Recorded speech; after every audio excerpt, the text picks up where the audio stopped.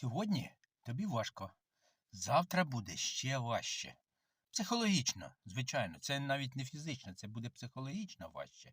Післязавтра може бути взагалі ніяк. Дуже погано. В тебе болить голова, в тебе нічого не виходить, в тебе нічого не виходить. А післязавтра буде все класно. Але знаєш, в чому річ? Що люди здаються завтра ввечері. Вони не доходять трошки до тієї мети, до тієї цілі, яку вони поставили.